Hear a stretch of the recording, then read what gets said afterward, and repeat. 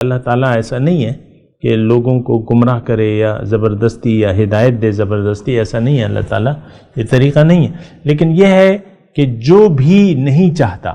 اب دیکھیں اسی آیت میں یہ مضمون موجود ہے، یعنی اس آیت کی تشریح اسی آیت میں موجود ہے کہ یہ کون لوگ ہیں جن کا سینہ اسلام کے لیے تنگ ہو جاتا ہے، یا یہ کون لوگ ہیں جن کا سینہ ایمان کے لیے کھل جاتا ہے، اسلام کے لیے کھل جاتا ہے. تو یہ آخری جو حصہ ہے اس آیت کا، اس میں اس کی تشریح موجود ہے.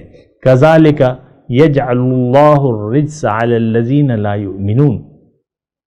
جو لوگ حق پر ایمان نہیں لاتے، یقین نہیں کرتے. حق کیا ہے؟ کہ اللہ الہ واحد ہے.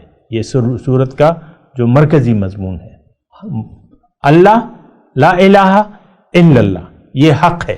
جو اس پر یقین نہیں رکھتا اور جو من چاہی زندگی گزارتا ہے، اس کا سینہ اسلام کے لیے تنگ ہو جاتا ہے.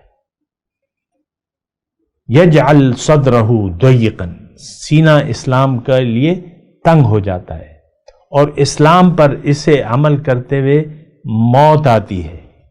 یہ اصطلاحی لفظ میں استعمال کرتا ہوں، اور یہ الفاظ قرآن میں بھی جو میں استعمال کر رہا ہوں نا موت کے، یہ قرآن میں بھی ہیں.